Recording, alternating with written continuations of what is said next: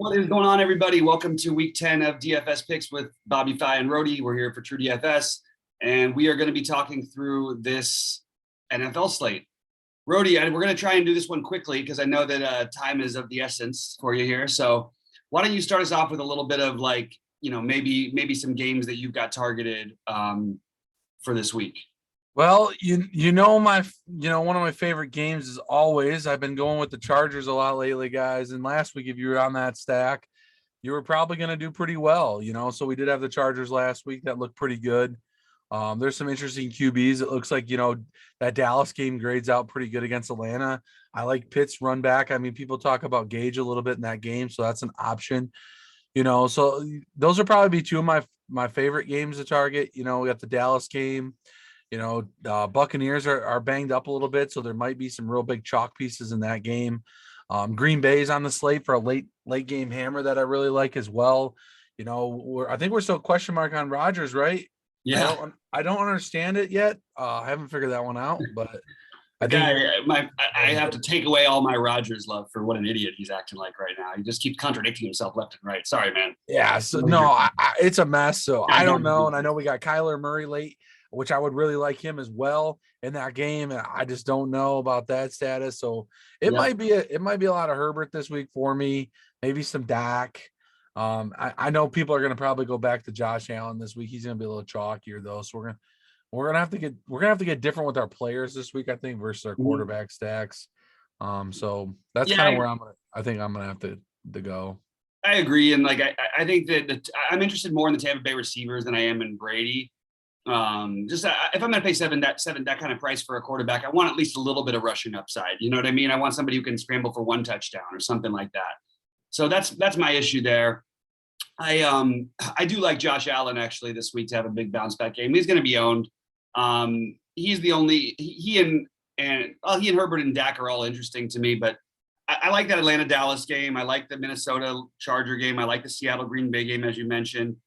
Those are the games I'm really focusing on, and I don't think you need a run back necessarily with the Josh Allen if you do go that route. But yeah, I would just say I don't think you necessarily need a run back. I guess I don't really have anybody that I'm in love with on the other side with Corey Davis back in. I do think Corey Davis is mildly interesting, but it's a tough matchup against these corners. So pretty much shock games that I'm talking about. If there was one I had to go with off the board, completely, I think it would probably be the Philadelphia-Denver game. I think there's some merit in playing.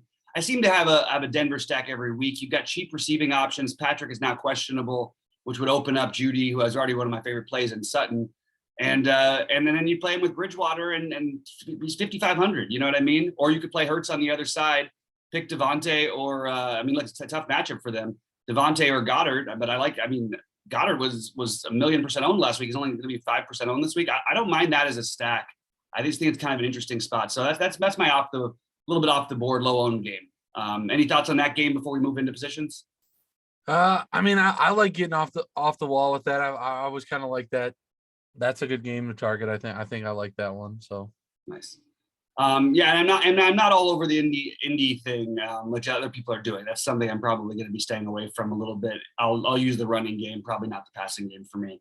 All right, let's talk about. There's not really any other quarterback stuff to talk about because we just talked about the games we like, and basically I like both sides. I could play Matt Ryan or Dak. I prefer Dak, but I think either way it's viable. I'm probably not going to play Matt Ryan.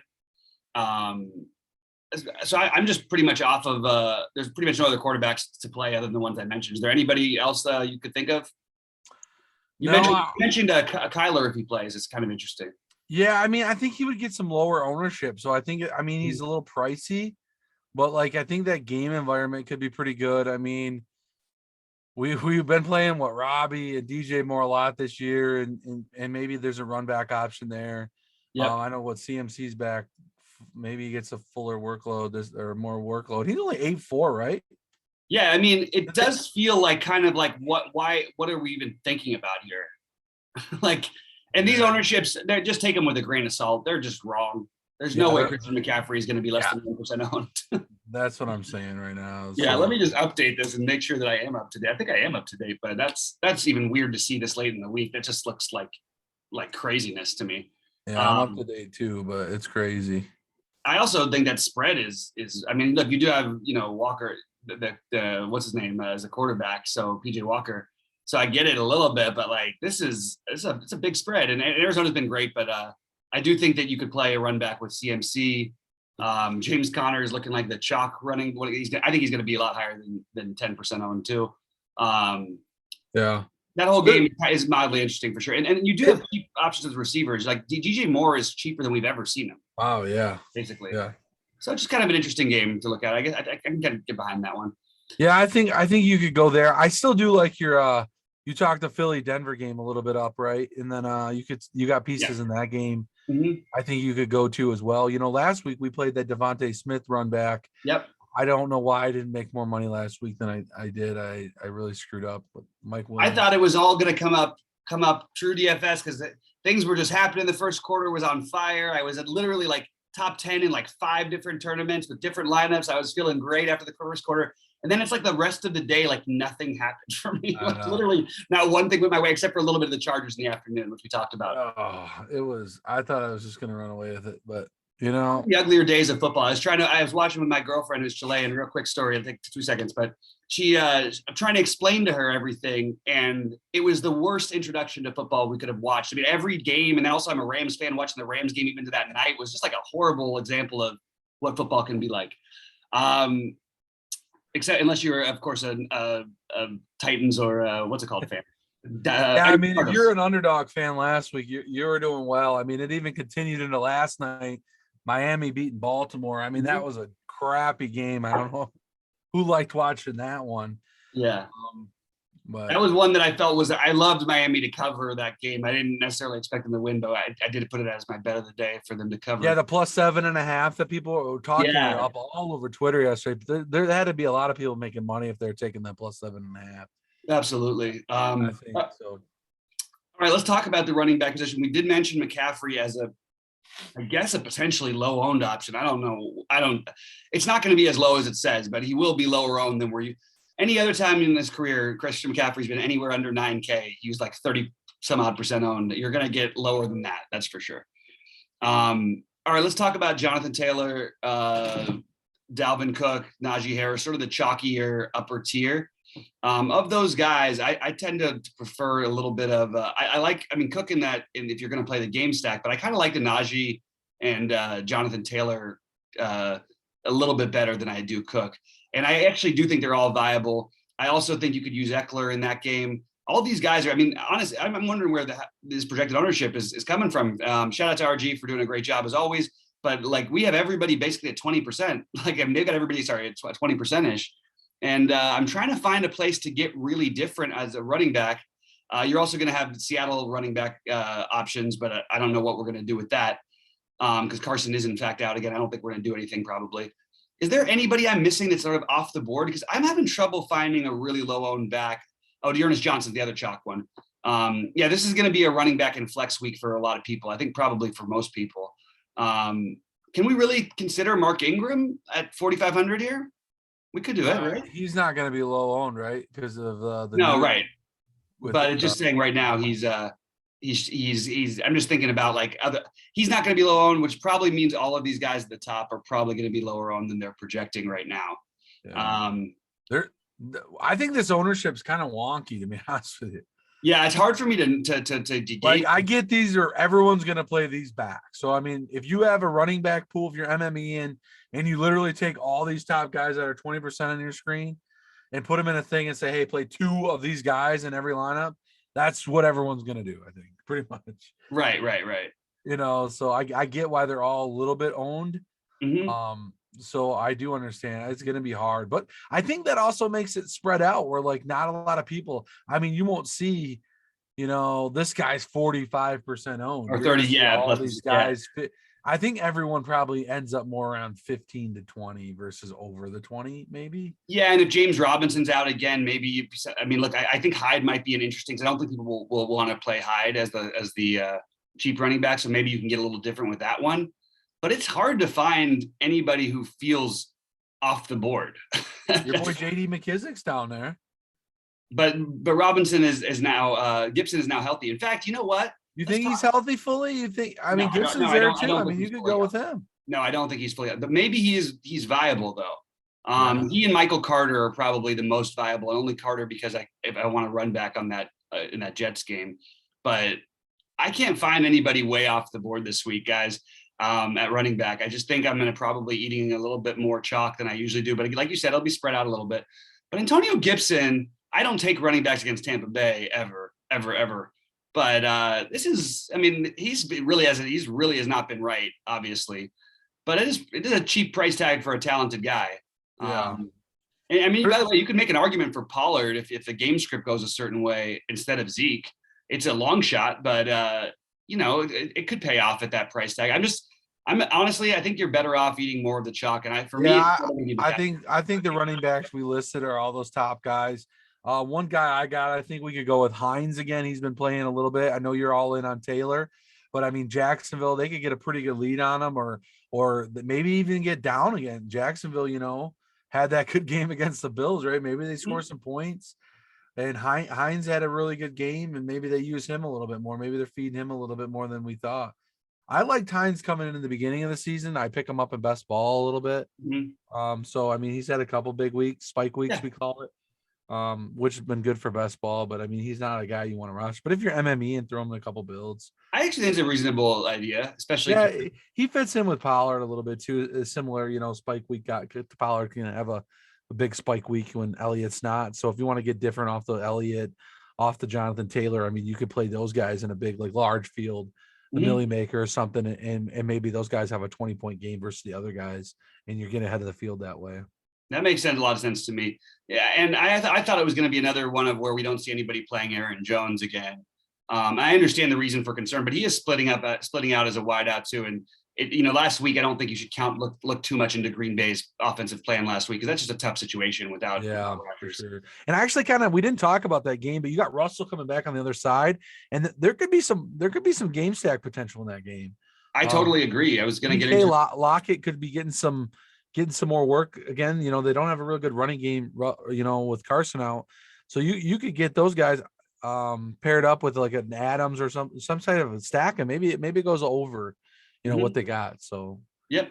Definitely like that game. I can see that. Which actually ties me into, I absolutely love Metcalf this week. He's my lower owned guy. So that actually works out really well for that stack. Hard to get to Metcalf and Adams without spending down on chalk running backs, but people aren't going to play that much Metcalf this week. And I just think that this is a guy we should always have. If he's going to be 10% owned, you should have 20% of him. He physically has the capability, even more than he's shown even this season. And partly they haven't had Russ Wilson. Don't forget, but he's got we've seen a 55 game out of him before. You know what I mean? We've seen the monster break a slate score. Yeah. So I really like him as a maybe a little bit lower owned. I do like some of the chalkier stuff, but I'm probably going to come away from it.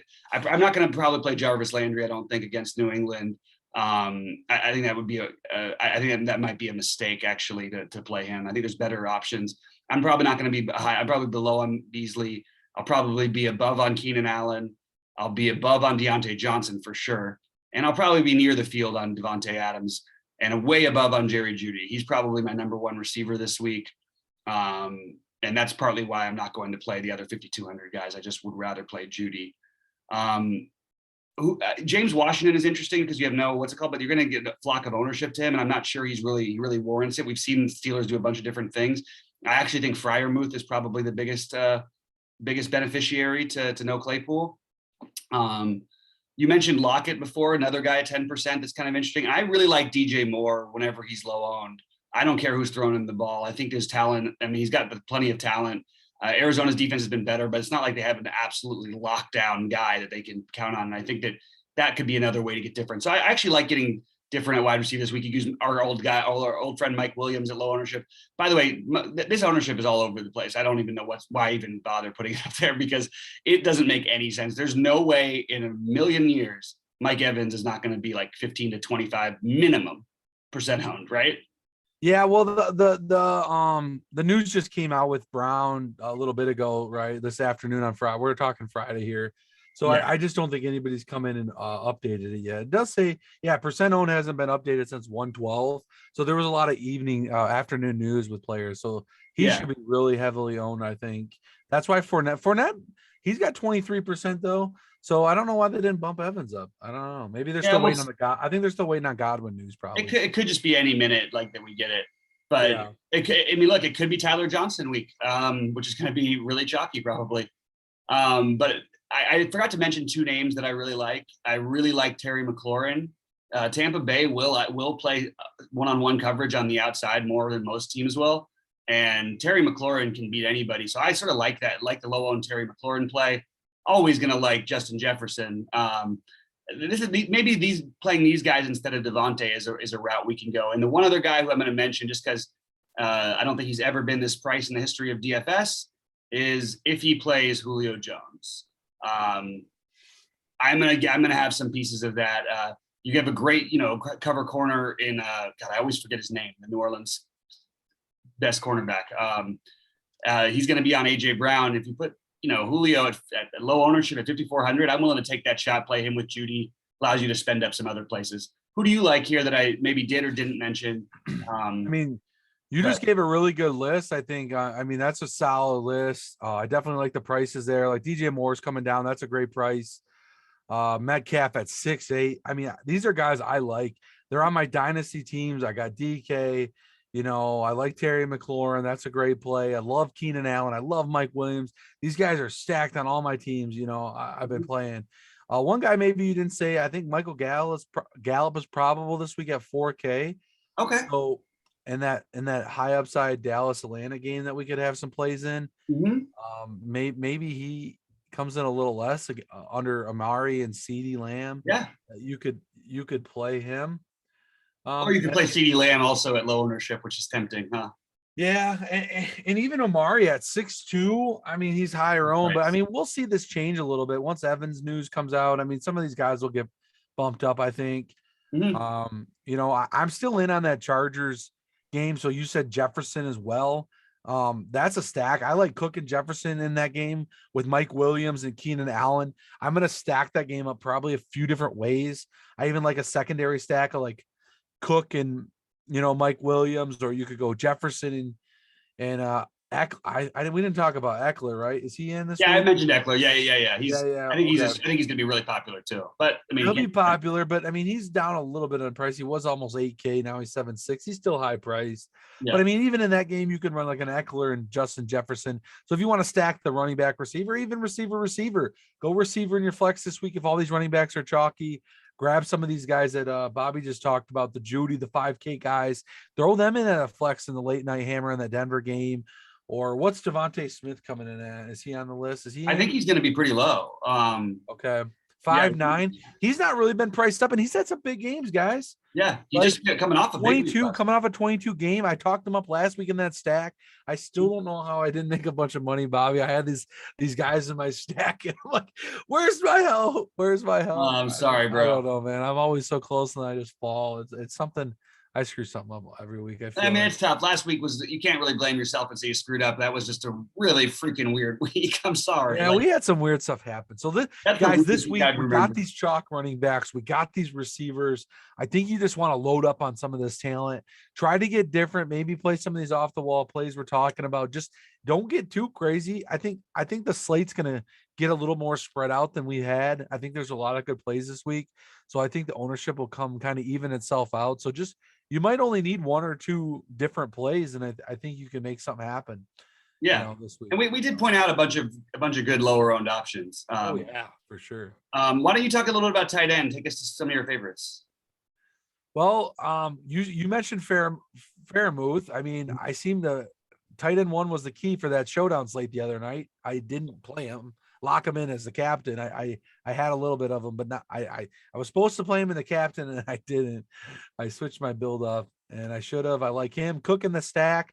I keep doing the Keenan and Mike Williams double stack. That gets me in trouble. But Jared Cook, I like it cheap in that same game. He's a little owned.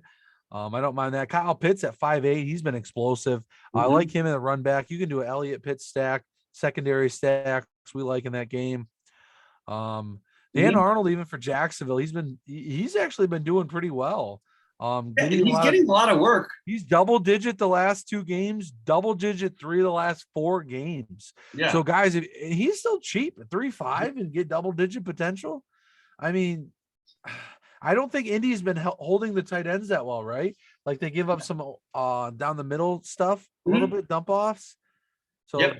that might be a possible target. I like, and he's actually projecting well for his price for value. He's number 2 behind Pitts. So Yep. guys, a little drop in that little hint. But I mean, you Yeah. go back to Goddard in that game that you liked with Denver. Maybe you can do a Goddard, like do a receiver tight end stack or something. I like in that game. Yeah, I have a No, pretty decided love on this one for this week. It's going to be Goddard and Freiermuth for me. Those are going to be my those are heavy, your my 2 heavy plays. guys. You Yeah, don't like it? You like any Noah Fant in that game? I do like Noah Fant a little bit if I'm doing a stack. Everybody Yeah. else is sort of stackable or Well, he's whatever. coming in at low ownership. I think he's got huge potential, guys. I mean, that Do you guy can think have that the big. low ownership is just because they didn't know if he was going to be in? Yeah, I think he's probable a good as this afternoon. No, I right? know. I agree with you. He's going to be in. So yeah, we got to see an ownership update, guys. Check in at 11:30 on Sunday, or stay in the Discord. We'll have some more updates tomorrow. Probably, I'll get some builds going this weekend, and we'll see where we get with these guys. But I think it's going to be a spread out slate. But there's some of these are really good plays. I think I like. Absolutely. All right, defense is boring, but not so boring. Like last week, if we could have played 6 or 7 defenses, we would have been making, the point per dollar the defenses we're going for. I mean, you got 18 points from defenses that cost 2K and 2,200 and stuff. Everywhere you looked, everybody's going nuts. The problem is they all went nuts, so you couldn't really gain too much of an edge. I was fortunate enough to have a bunch of the Browns, which was a good one, but wasn't the number one. This week, it's going to be very, very concentrated on the Tennessee team. I think you're going to see actually more than 17%, which is what's being projected. And the Eagles, people are going to play. They're traditionally a high scoring defense, but I don't really love. I mean, again, maybe it's because I have a little bit of Denver. First of all, I like Denver to cover in that game. I like Denver to win that game, and I like Denver to score points in that game. I actually think Denver is better than people are giving them credit for. It's not like they're Jacksonville just went in there and beat the hell out of Dallas. This team has actually got some talent. So people will spend up for the Cardinals against Carolina. They love to target the backup quarterback. I get it. I just don't think I'm going to ever spend up on this slate. I think that the Browns are mildly interesting. I think that the Packers are mildly interesting, sort of because I'm just like trying to find something that's low owned. The Lions are probably going to be my favorite. I was kind of trying to build up to that. But at 2.3 against a Pittsburgh team that literally, we don't know when Rodgers might throw 4 picks. I'm sorry, not Rodgers. I'm in basketball mode. Roethlisberger. I mean, that's a great spot to get a low owned defense. I feel like the Lions. What are your thoughts there? I like it. I've been targeting those low owned defenses. So the Lions, I take these punt defenses and kind of run with them, even though like an offense could score some points on them. With Najee in that game, could go off for 3 touchdowns and have a big game, and Deontay Johnson projected high. That doesn't mean that the Lions can't get a sack, fumble. Roethlisberger's been throwing picks. He doesn't look the same. I really like that call out that you just did, Bobby. One of my call outs would be the Jaguars against Indy. I like that. They're 2.2 and they're right there at the low ownership. I don't mind that they just smashed the Bills the other day, guys. I mean, Allen fumbled through picks. I don't know what happened. The Jags were going off, and they're 2.2 against a worse offense, I think, in my opinion. Yeah. So oh yeah. We have to see if they keep that momentum carrying this week of the Bills, or they just, they went all in last week against the Bills and they got nothing left this week. Jonathan Taylor and Pittman and these guys run all over him. So we'll see which Jags defense shows up. But I like that call, Bobby, with the Lions, and I think I'm going to target the Jags a little as well. Sounds good to me. All right. Anything overall that we didn't cover? We know this is going to be a quick one, but we feel like we highlighted most of our favorite plays. Is there anything else maybe that you wanted to add from any position that maybe we didn't talk about? That's a good one. Maybe we didn't talk about the Cowboys a little bit. They look bad last week. I mean, if you want to play Atlanta defense, I don't blame you. But Dallas, I think, is going to come back this week roaring. I think they need a win. They need to get back on track. I like Dallas. I like Chargers. I even like my Packers this week.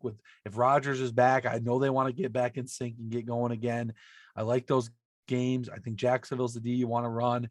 Or even Tennessee against the crap Saints. I really don't think they're any good. And just go with some of those plays we talked about. I think you'll have a successful week stacking those teams, and we'll get some true DFSers on top this week. Sounds good to me, man. Hey, let's do it, guys. Let's crush it this week. We'll be with you at 11:30 Eastern time to do live. And let's have a huge week, everybody. Good luck.